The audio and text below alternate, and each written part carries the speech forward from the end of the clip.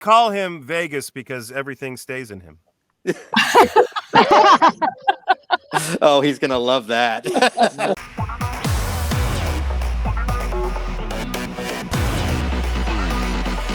Welcome, friends and fans, to another edition of GalaxyCon Live, where we are bringing the convention experience directly to you. And today, we are going back to Domino City with several fantastic guests from the English language cast of Yu-Gi-Oh! So without further ado, let's grab our decks and see who we find. Our first guest is an actress whose work includes Bleach, Valkyrie Profile, and Pokemon. Today, she joins us as one of the two voices of My Valentine and several others. Please welcome Megan Hollingshead. Yay! Hi, everybody. Hey, Megan. Great to be here. How you doing? I'm doing really well. Great to see some of my old friends. Oh, yes, indeed. We're just bring them on out. I love the lights behind you. Very festive. La la la la la. Jingle all the way, indeed. And next, he is a director and actor whose credits include Sonic X, Teenage Mutant Ninja Turtles, and Pokemon. Today, he joins us as several voices, including Maximillion Pegasus. Please welcome Darren Dunstan. Woo! Hi. Hello. I wore yellow thinking no one else is going to wear yellow. And then what happens, Megan? I know. Great minds. Great minds, baby. I'll be right back. Darren, rocking the Christmas tree behind you, loving it. How you doing in your corner of the world? We're good. I'm upstate New York. It's chilly and delightful. Where are you at, Patty? I am in South Florida, Fort Lauderdale, in our office. Ooh, that's just. Yeah, it's like 83 degrees. You know, poor us, right? Right. Absolutely. Great to have you here, Dustin. By the way, a big fan of your version of Splinter. Oh, thank you. Oh, you're very welcome. No, thank you. You're one of my favorite characters out of the Turtle universe, and you've done a great job with him. Thank you so much for that. Thanks, man. My pleasure. And next, let's bring out the Wheeler siblings. She is an actress and voice director whose credits include Sonic X, Slayer, and Pokemon. Today, she joins us as the voice of the optimistic Serenity Wheeler and several others. Please welcome Lisa Ortiz.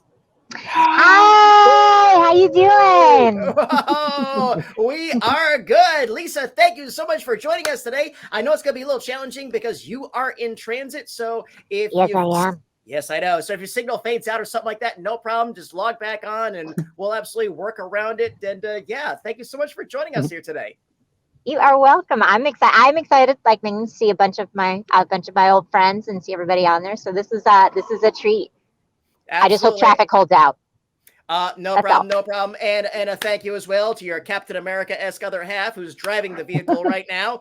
Thank you, boss. I feel like they're watching Cash Cab. I love this. You actually are. There'll be questions at the end. Best episode ever. When did Otto von Bismarck serve as Chancellor of the Reichstag? And by the way, Lisa, I just want to say a big fan of the Lodos War, big fan of Dealit, though. Thank you for that performance. Excellent. Thank you. You are very welcome. And next, he is an actor and director whose body of work includes One Piece, Teenage Mutant Ninja Turtles, and Pokemon. We're going to hear that in pretty much everybody's introduction today. Today, though, he joins us as the voice of the stalwart Joey Wheeler and several others. Please welcome Wayne Grayson.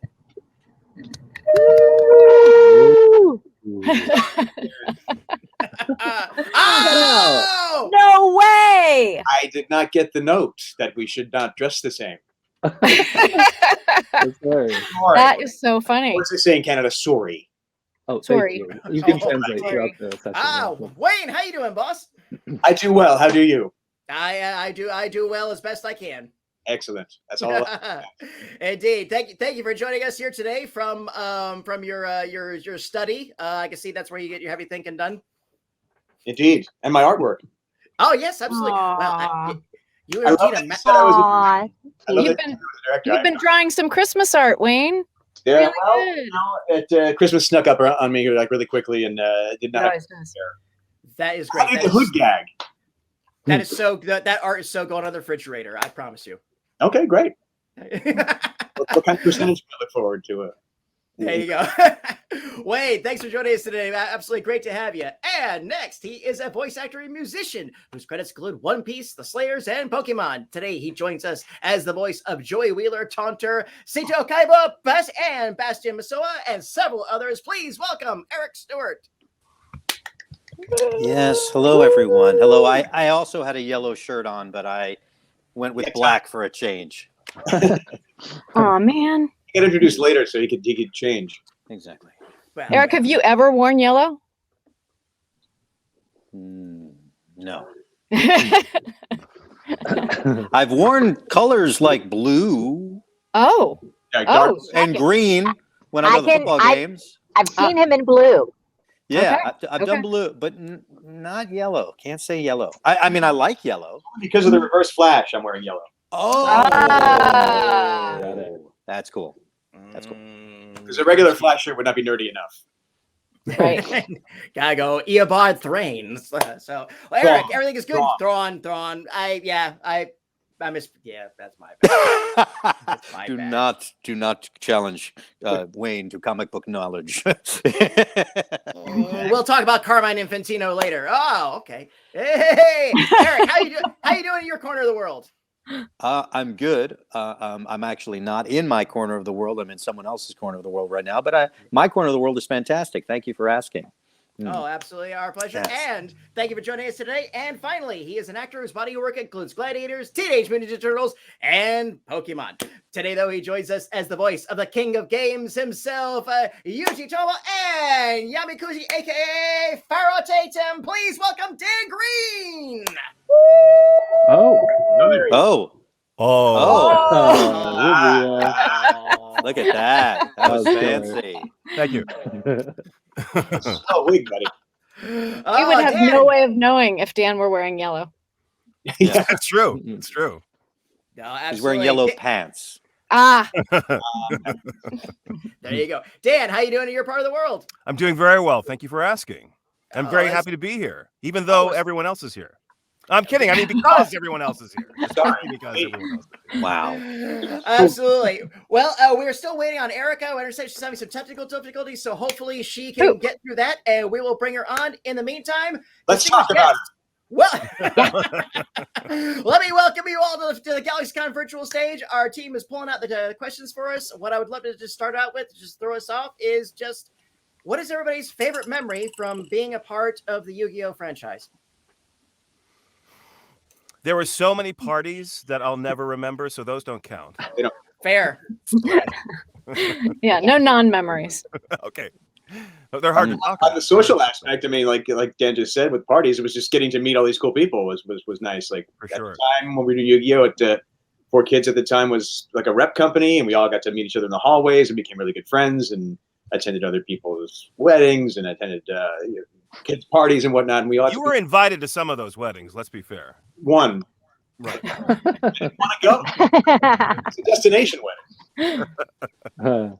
Yes, definitely just great friendships with very, very talented people. That's For the sure. best. Yep. Yeah, that's the big one. That's the big one. Listen. Yeah. I mean, I just kind of passed through. I really wasn't involved, but yeah. That's Darren was shaking his head like, yeah, baby. Not to be shallow, but it was also cool. Like I'd never done a cartoon before, and so like you record a bunch of episodes, and until it actually aired, I believed that this was actually going to see the light of day. It was like, oh, it's actually people are actually going to see this, and Right. yeah, that was kind of earth shattering. And Darren, was cool. this your first show at 4Kids? Yeah, I had just Really? graduated college, and yeah, I didn't know what I was doing, and Eric was my director, and luckily, made it happen. I will say though, when they brought me in to direct Yu-Gi-Oh, I had been directing myself a lot on Pokemon, and directing some of the other actors as well. And so they offered me this job, and they showed me at 4Kids. They showed me this first episode. We were still in doing some casting as well, and they're like, yes, this is the new project we're working on. And I said, oh, this is Pokemon 90210. This will be very successful. and they were like, what do you mean? I said, well, all the kids that have grown up and maybe Pokemon is a little too young for them. This is the same structure of the show. And it's got a little bit more of a mature storyline that's going on. And I think that makes a lot of sense. And of course, as actors, we've all been involved in shows where the directors or the producers will say, this is going to be the biggest show ever. And you go, yeah, whatever. This one, I was like, this is going to be a big show. It just had all the right ingredients for it. And I mean, what, 20 years now? Is that how long it's been? Yeah. Yeah. That's right. Yeah. Yeah, it's crazy. Knowing that it was being televised, people would actually see it. Just picking up from what Eric said, I had one of those wow, I'm really on TV moments when it was after we recorded a number of episodes, and I guess they'd even started airing, but then you get to do the thing where they recap before they show the new episode, and I got to do the thing where you get to say previously on Yu-Gi-Oh, and I was like, okay, now it's real. You've arrived. Yeah. That's the best. So empowering. Yeah. Nice. Well, we're going to go on our audience questions. So thank you for indulging my capricious curiosity. And let's go ahead and roll our first one. And this comes from Marty. And he wants to know which characters were the most fun for each of you to play. In the entire galaxy, right? Just in the world. Sure. Yeah, Eddie. Don't you have that list in front of you? Who we played? Yes. I really enjoyed playing this character Pat in a French animated series that was very silly. It was all like, squash and stretch kind of, somebody gets hit over the head with a pan and the head becomes the shape of the pan. Really, and also a lot of fart jokes. So I was right on their level. But I had been cast playing sort of, villains or leading manly sort of things. And with Pat, I got to be this hysterical hippopotamus. And it was so fun. Yeah, it was great. And I was working with Dave Wills. Well, we never recorded at the same time, but he is awesome. So it was a great privilege and just a fun time. I just watched one of those the other day. I had to show it to somebody. I have one of our outtake ones that we created. That's fantastic. It was a very funny character. Yep. Yeah. Yep. Cool. I got to play a psychotic twin. I got to play both twins. One was psychotic and murderous, and the other one was the craze. You were in the craze? I was not in the craze. Oh, okay. Sorry, was that over everyone's head there? I'm sorry. No. But yeah, I didn't know it was a horror anime until my character ripped the fingernails out of my other character. I was like, I said to the director, I was like, dude, you could have warned a girl. You had a good day. Yeah. That was super exciting. But it was fun to play twins, and it was fun to go a little cuckoo bananas. Well, that also speaks to how very often we don't know what we're in for when we enter a session. Yeah. My big three, it's hard to choose. It's like between Brock and James from Pokemon and then Kaiba. But I'll have to say the most fun to play is probably was James from Pokemon, because I always cheered for the funny bad guys in all the cartoons. Like in Wacky Racers, I wanted Dick Dastardly and Muttley to win. They were the funniest thing from the show. And I always thought that Team Rocket was there to entertain the parents who had to take their kids to see Pokemon. Some of those jokes were very, very clever and not inappropriate, but definitely I think when you revisit it, you go, oh, that's what he was saying. And almost was like when you do a Team Rocket a shtick, it didn't even matter what else was going on in the rest of the episode. It was just when we popped in, it better be funny. And so that was a great challenge. But yes, I enjoyed the humorous villain. For sure. Plus, props for Wacky Races too. I guess I like the parts that lasted a long time because you got to sort of see them through a lot of stuff, but also the one-offs were fun too. Eric could be like on Funky Cops or whatever, be like, okay, there's a crazy opera singer who dies in a vat of goo. You're gonna play him next week. Right. That was right. Where you're like, let me just figure that out. And, that was great. That was such a great performance. My goodness. Fun. And having the opportunity to actually do that, to have this in-house repertory where like every week is sort of a different role, like that doesn't come by very often. So yeah, it really helped us stretch, I think, ourselves. Oh. Yeah, for sure. Nice. Wayne, you got one? I know. Can you guys hear me? I don't know if I'm going through here. Yeah. Mine.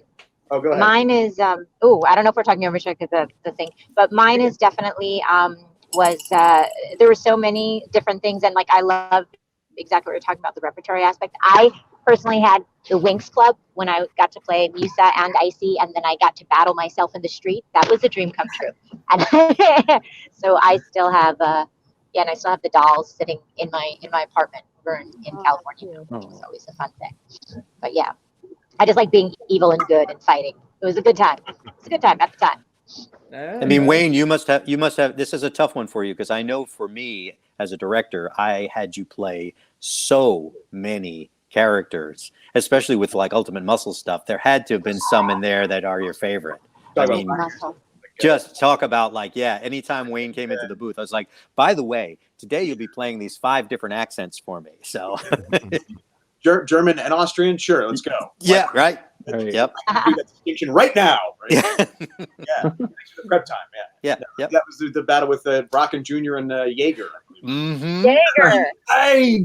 Yeah. Did you play the Canadian too, Wayne? Jaeger. I cheered for Jaeger. At some point, did I play Canadian? Did they wrestle at all with the Canadians? I think But to answer the actual question, there was a very polite wrestler. he was a black man. I auditioned for it and did not get it. But Joey and Mikey were always my favorites. For obviously, I had fun doing them, and Mikey was my favorite Ninja Turtle when I was growing up, and I'm a huge comic book geek. I don't know if you can tell from the action figures behind me and my T-shirt, but I remember when the first black and white Ninja Turtle comic came out, and I got like the 4th issue and just fell in love with it, and then to get the opportunity to audition for Mikey was amazing to me because he was my favorite, and then I had just fun doing that, and they would write to my strengths, like he would do impressions and whatnot, and Joey was like, that's my natural accent, so I had fun just slipping right in and doing that, which is ironic because I spent so many years trying to shake that accent. Mm-hmm. But here we are. Yeah, those guys, my favorites. Right on. Very good. And Marty, there you go. Great question to start us off with. Thank you. And what do we have next? Here's one from Michael. What's something you had wished your characters had done in the show? Been in more episodes. As Kaiba won, actually beaten Yugi once. I would have liked to have beaten Yugi once. That would have been nice. Just once. One time. That's all. I think Joey and my going on a proper date would have been nice. Yes. Oh. That's going to be a popular answer. Yeah. Every single show I work on, I like beg the team to do an all musical episode, and it never happens. So that would be fun. That would be great. Not a band. Oh my god! Could you just write it? We'll do it now. Just force it down their throats. Can we do one of these? We're doing this right here now.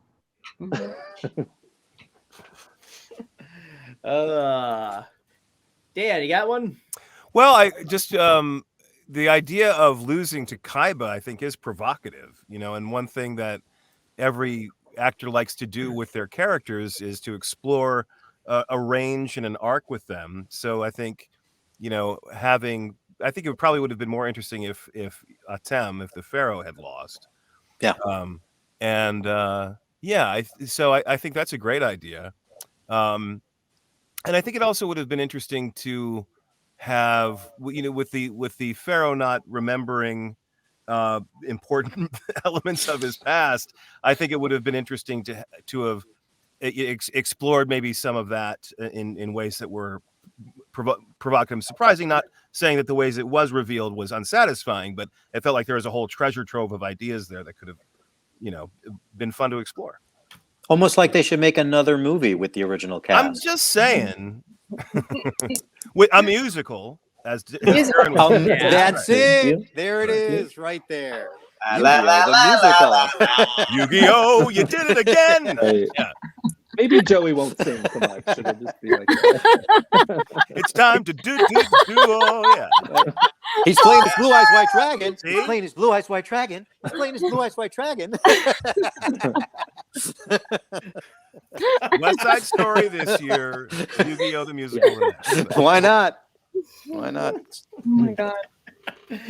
Gotta keep it going. Hey, you're the one who brought us all on there, together. Please send your love mail to Konami. There you go. Oh, wait, hold on a second. She is here. Wow. Ladies and gentlemen, she's an actress whose roles include One Piece, Sonic Rush, and Pokemon. Today, she joins us as our second English language version of My Valentine, as well as several others. Please welcome Erica Schroeder. This is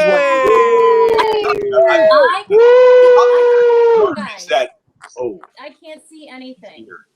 Oh no! Oh, that's Can okay. Can you We're not hear what us? to Look at. But we can see you. Hello. You look hello. fabulous, my dear. I'm wearing Megan. Nice. Yay! Bravo. Yay. Yay. I wish I could see your beautiful faces. I'm sorry I'm late. I was traveling today and I'm confused. That's okay. Lisa's traveling as well. And if you As can we see- speak. Yeah, she's in I'm her traveling car. at this moment. I'm in the car. Are you? Yeah. Yes, I'm in the car stuck in traffic, but this is getting me through.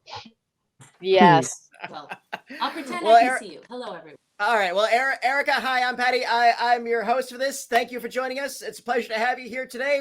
We're in our audience questions. We'll roll the next one. Before that, real quick, now that you're here, I can say Erica and Eric, thank you both for your involvement in Giant Robo, my all-time favorite 90s anime series.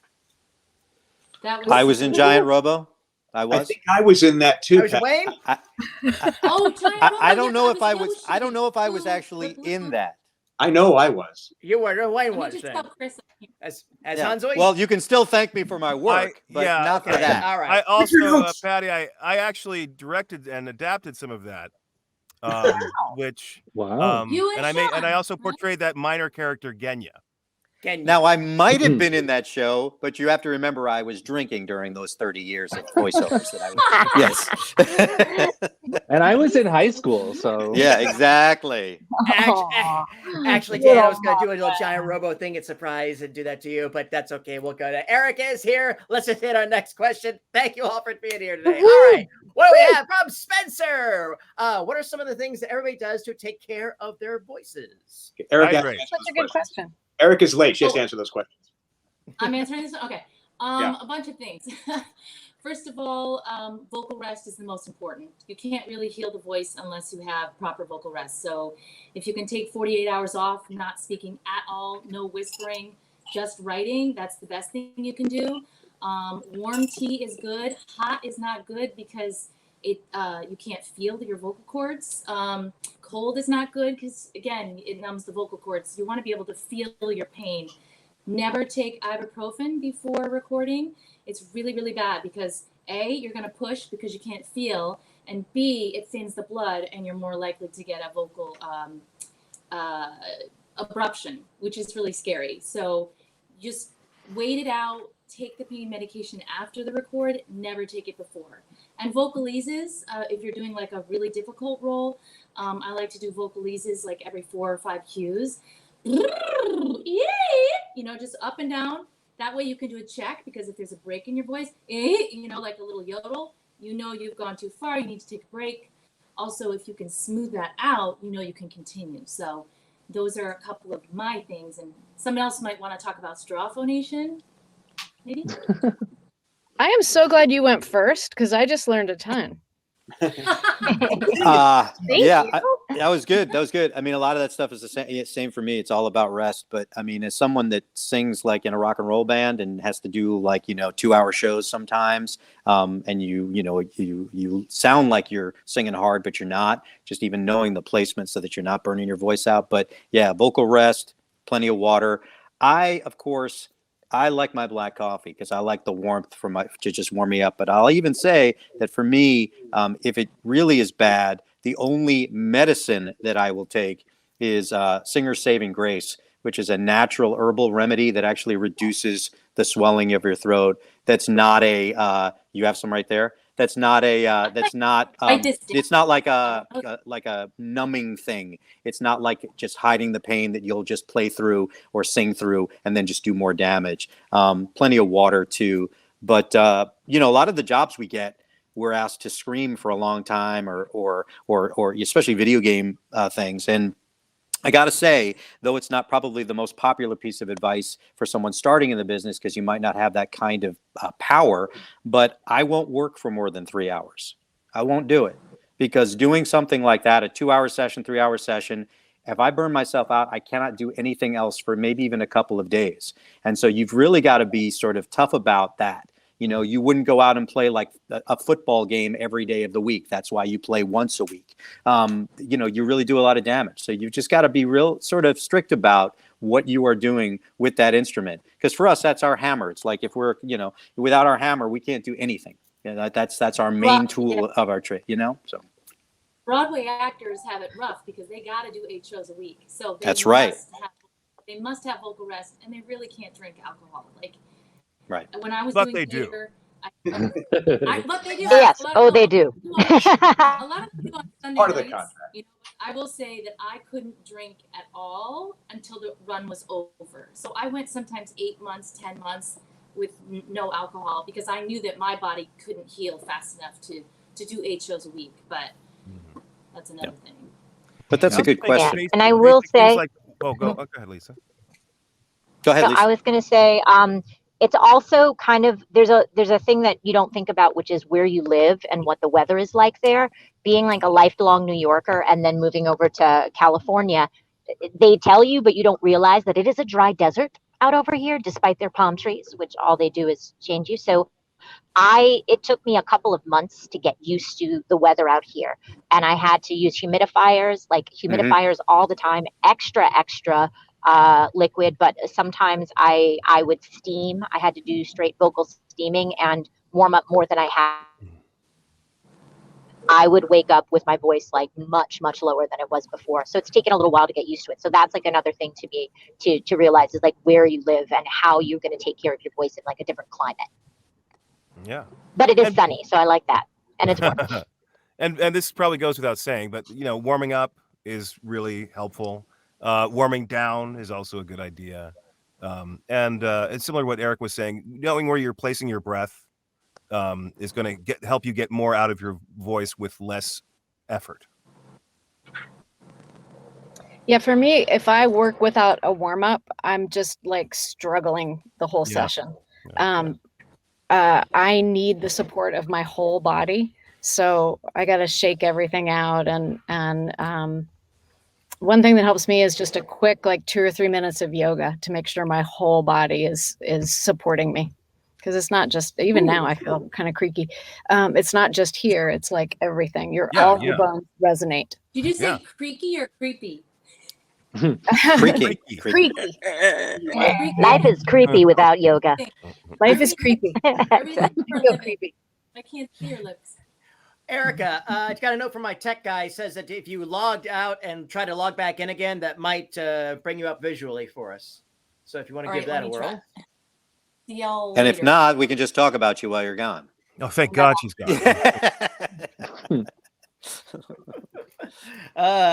Anybody else with the vocal prep or recovery methods we haven't shared yet? I think you said it all. Yeah, that was pretty good. That was good. Comprehensive. Yeah, I always say whenever we do like auditioning and stuff, and we learned this at Disney real quick, which was like, don't throw a Hail Mary in an audition with something you can't sustain. Yeah. Don't throw something on the line. Oh, that's great to do it. Then realize don't do a voice for an audition that you're going to get booked on. That's the voice that's going to rip your throat out. I think we've all been guilty of that in this panel. I know. What talking about? When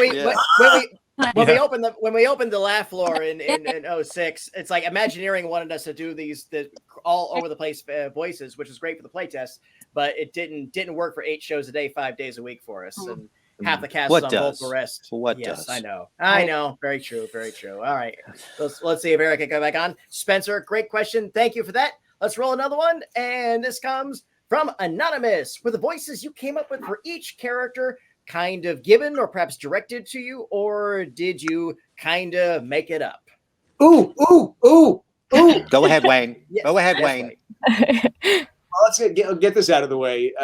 Mikey, we kind of made up on the fly, but Joey, I was told when I walked in it was a Brooklyn accent thing. And Eric, I think you were at the audition, but our engineer, a lovely gentleman originally from Israel, had problems with my Brooklyn accent. Yeah. He said, "You're not really sounding like Brooklyn to me." I'm like, "Oh, really? Oh, okay. Thank you." Different neighborhood. Different neighborhood. They to answer your question though, they said do Brooklyn for that, and it became this other. The borough that Joey's from doesn't exist, but it's close enough to New Yorkie that the box was checked. Yes, and we are talking about Yu-Gi-Oh particularly, right? Specifically, right? That's what we're talking about. I am. Yes. Yeah. Well, then I'm going to follow that with the same thing. So when I was brought in to direct Yu-Gi-Oh, they had not cast Seto Kaiba yet, and most of the other characters were already cast. And the producer at the time was telling me what he was looking for, but also I was hired on that team, and most of the people on that team didn't know that I was also a voice actor for other shows. It was really my job at that time was I'm going to be directing. So I couldn't really suggest myself for a role like that. So I didn't even think about it. We were casting, we were doing a whole bunch of things, seeing a lot of our pals for this role. And the producer wasn't happy with anything. And as time was going on and we were doing a lot of promos for, as Dan would tell you, coming soon on the, whatever, Yu-Gi-Oh! And it was like, well, not if we don't cast Kaiba, who's in the first episode. It's not coming to anybody. So one of our other talented engineers, a good buddy of ours, Joe Shalik, who's known as Joe Vegas, turned to me in after one of the audition moments where, once again, no one was the voice that our producer was looking for. He turned to me and said, "Why don't you read for this?" And I said, "Well, I can't. I'm the director. I can't really do that." He goes, "But you're probably the right guy for this." And I said, "All right, we really, let's give it a shot." So producer comes in and I said, "Hey, look, I know, don't take this the wrong way. I don't want to double dip being the director and one of the main characters, but I think I know what you want. So how about this? Since we're going to be airing this show in like 2 weeks, let me dub half the episode. If you hate it, I'll continue casting. If you love it, we're halfway done." And he was like, "Great." So I dubbed half of that first episode, played it for him. He's like, "Exactly. This is what I was looking for." Now, did he give me any input during the casting of like the voice quality? No. It needed to be cool. It needed to be this. But in terms of coming up with the approach to a Kaiba, it was, oh, you want sarcasm. You want the rival, you want all of this stuff. I can talk that stuff. I mean, I know this panel is surprised that the sarcasm was a stretch for me. It just shows you my acting chops. But it was like, it wasn't the voice as much as it was, I know the attitude you want. I'm not a villain, I'm a rival. And I could find that place. And so that's the story of Kaiba. Here it is. Of course, Joe said to me afterwards, "Dude, why didn't you read for this like 2 months ago? Then we could have actually had a lunch break." Also, we call him Vegas because everything stays in him. Oh, he's going to love that. Make out of that what you will. So, Erica, dare I ask, can you see us now? I can see half of you, and that's better than none. Hey, The good half, the better half. Yes. Nice to see Patty, so I'm good. Okay, right. I'll say briefly with Yugi and Yami, the difference between the two voices was less at the beginning of the series and greater at the end of the series. And like a lot of people, I was like, you really want the Pharaoh to have like this kind of traditional heroic sound manliness? Because he's about 5'3". So they were like, right. But, I think if that works for people, I guess it's the idea that he's an ancient spirit and he's regal and okay, that, I guess in some way makes sense. But yeah. But I mean, I think everybody here will agree that when you're showing up in front of the mic, you can offer some things, but you're doing what you're told or you're not being asked back. So yeah. And they pushed you in a lot of directions with the different sounds for Yugi and Yami. Oh, sure. I mean, there were a lot of cooks in that situation. Yep. I of course would pass that on to him as a director, right. But it was like, look, what do you want from this guy? It's like higher and higher, and then it's too high. It's the whatever. It's right. Right. Then it became more about just the sound of the voice rather than the actual performance. Let him perform the character. So and that explains why I had no acting for a long time. And one thing that I love about people, some people don't even realize that I did the voice of Yugi, and then they would ask, "Oh, how did you manage to do that?" And now that the fans have grown up, I think they will all appreciate.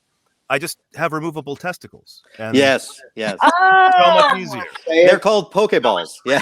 No, different franchise. Yeah. Wow. I just readjust my Karibos, if you know what I mean. Whoa! Oh. I did not expect that. I like that. I like that. It's always the Friday panels, I swear. Like I said, you brought us on. I have a reputation. I'm just the hood ornament on this apparatus. It's a really good question because I think a lot of people think that what they hear we've been just directed to do, and that kind of anybody could come in and be told what to do and do it.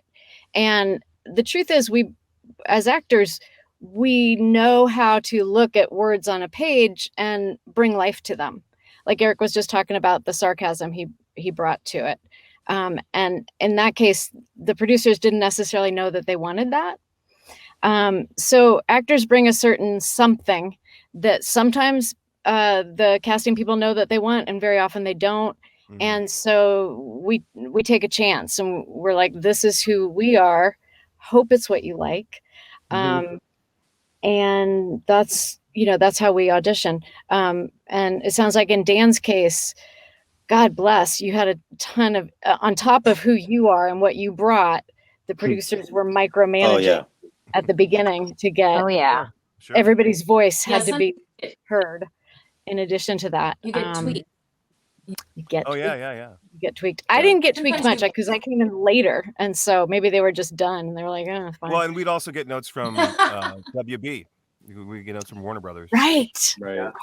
Oh, yeah, man. Darren, how did you come up? How did you come up with Pegasus, Darren? Because I don't even remember that. What the input was for that. I think you look at the character design. I don't think I saw an actual episode, but just like an actual sketch of him.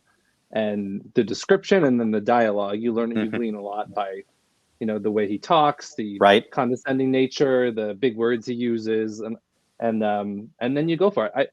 Hearing Megan talk, like there was such a fearlessness too, like 20 years ago me that is a good reminder, because it was my first VO audition. I either get it or I don't. There was kind of like, who cares, So you do your best and then just sort of leave it there.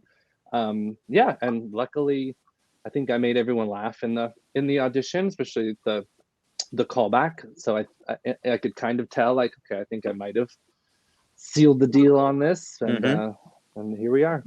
Can you imagine? That's a great thing you say about not knowing and letting go when you do an audition, which is so important, to have that freedom and to have that courage. And can you imagine if like somebody from the future said, okay, Darren, don't screw this up, but this is going to inform the rest of your life. And I would have screwed it up. Good luck.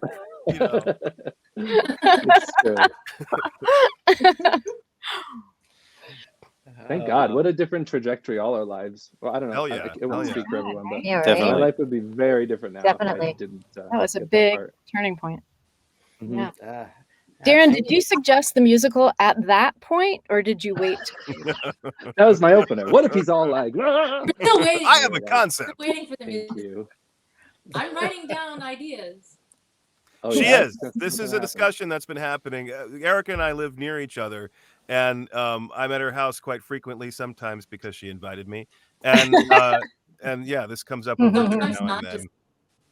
Sometimes I'm like, what do you mean you love me? Come on, let me in. Dueling mice, Megan, you and I, dueling mice. You do have a very musical group here, though. You do. That would be awesome. We'll keep saying it. This is part 3. Yeah, keep pushing. Lisa, did you have something on this? She also wishes to be that way it could be my. That's good. You're a funny man. That's real good. Oh my gosh. Oh, nice view. Where are you driving to? Yeah, I am driving hours away from California to get somewhere cold, so that I can spend. Are you going to Big Bear? You're not going to tell us. Shh, it's a secret. No, she can't tell us, because then someone will be like, hi. That's exactly it. And I'll be like, hey, where are you? I'll tell you after. Later on. Talking about the voices and stuff, though, I wanted to ask something, because I know, Vinny, you were saying if you guys can hear me, and if you can't, then yeah, whatever. You look at. You were specifically told Brooklyn when you came in, and I clearly was not, because I was living in a different parental. Wonder So about you that. sound like a Cylon. And now I don't know if I can hear the rest Centurion. of She actually achieves that effect with no filters. She can actually Whoa. in Oh, person. wow. She's that good. Right. Did we say happy birthday to Lisa before she goes in the mountains and can't hear us anymore? I was about to say we're just about at time anyway. We could probably close out. I'm not crying. My producer says we have a fun closing question. Let's do that. Wait, we have a Then we'll fun wish her a closing happy question. birthday. All right, let's do that. What do we have? Fun closing This comes from question. Gio. What character in Yu-Gi-Oh would look best with a mustache or beard? Pegasus. Well, obviously Pegasus. Pegasus. Yeah. This is an attack. This is an affront. Maybe Dark Magician. There it is. Yeah. That's it. Oh. Right? I think Mike could pull it off. I think so. But maybe Mokuba. I think we would all look good. Mokuba with a full-on beard, like Right, just like a grizzly Duck Adams Dynasty, sorta, like a giant. Yeah, Duck Dynasty is a better reference. I'm the best there is at what I do. Rocking the ZZ Which is clearly not shaving. I think the Pharaoh would do well with like a goatee. Yeah. Yeah. Soul patch. Kaiba would be a soul patch. Totally. Yeah. Maybe just big sideburns. Oh yeah. Yeah. Or like a pencil thing. I I don't know. maybe not the pencil thing. It's too zoot suit. Yeah. Mm-hmm. What a weird question. That's the weird question. First facial hair question ever. That's the weird. Wow, that's. I just read them. I swear to you. Well, Gio, there you go. You stumped them. Unfortunately, we lost our birthday girl. Oh no! But she is not in Big Bear, so no one go there. Convention. Don't drive in con. I know, absolutely. Panelists, it's been an absolute delight. Any final words before we take our leave? You do a great job, Patty. You're fun to be with, and I love how you let us through all that. Yes, and happy holidays to everybody here. I so enjoy seeing all of your faces. Happy holidays. Yeah. It's great to see So you good all. to see half of you. Yeah, I got to figure out if I'm on that good half or bad half. Yeah, Okay, I thank know you. what that means. Thanks to everybody for watching and supporting the show. Yes, thank you. Thank you. I don't think the fans can truly appreciate how grateful and amazed we all are that they exist because we did something they liked. Right? So How we are crazy is that? eternally grateful. Definitely. And eternally flattered. It has been my absolute pleasure to serve you all. Once again, thank you for joining us on the GalaxyCon virtual stage. Thank you to our audience for joining us today. Thank you for your great questions. Happy holidays. Hope to see everybody again soon. Until then, bye-bye, everyone. Take care. And remember, smiles are free. Spend them often.